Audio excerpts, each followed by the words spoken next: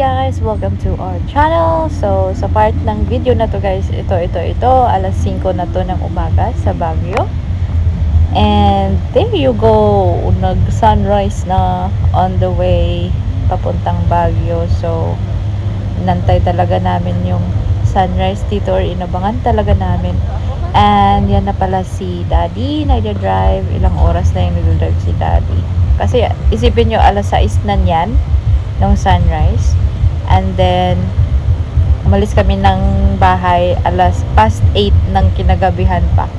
Kasi pumunta pa kaming Pampanga para ihatid si Mama. Dinaan namin. At rumekta na kami dito sa Baguio. So, a very long drive.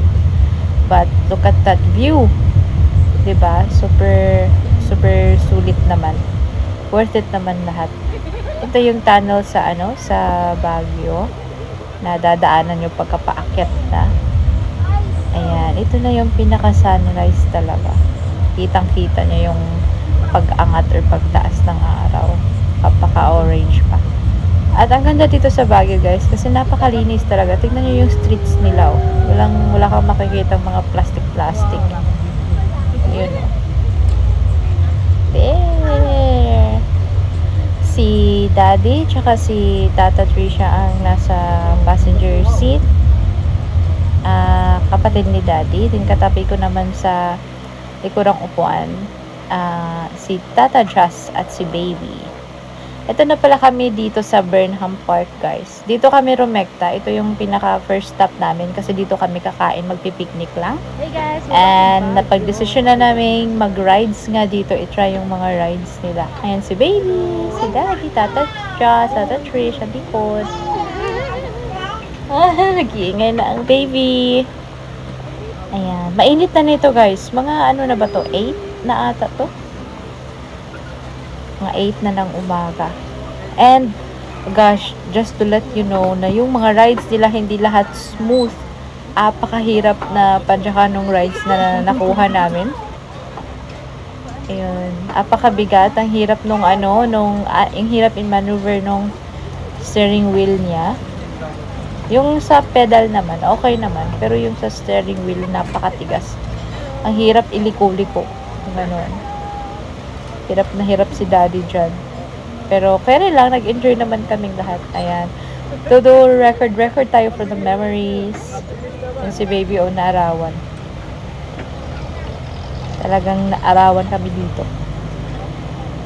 Ayan. Paikot kami ng park na yan.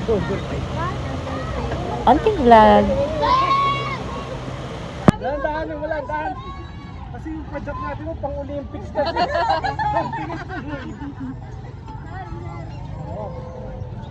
Ilang oras ako nag-drive, tapos mo ko 30 minutes ako mag-drive dito sa kami.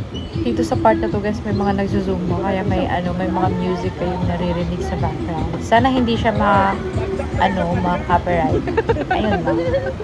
So, ikot-ikot lang kami dito for 30 minutes yung magagamit yung ride. And it cost 170. Tama ba? 170 pesos? Ayun. So, sa apatang rides, 170 pesos yung babayaran guys. Itong nakuha namin.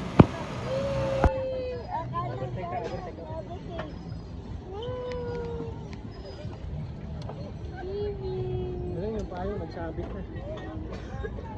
Wala. Ang laki kasi ng payong eh. Sabi yung hingal ko. Magiging katulad ka ng bata.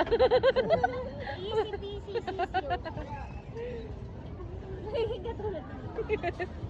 Pawis na. Nakita niyo yung oras. Good. Nakatulog na po ang aming baby. Mapagod sa ride. Pagod. Napagod. Si baby pa. Si Ate Jazz, si Ate Trish.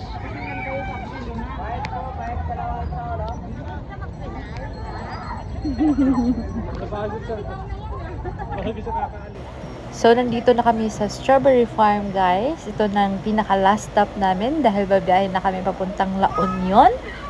And, super na-enjoy namin ng araw na to. Kaya, see you on my next vlog sa La Union. Bye!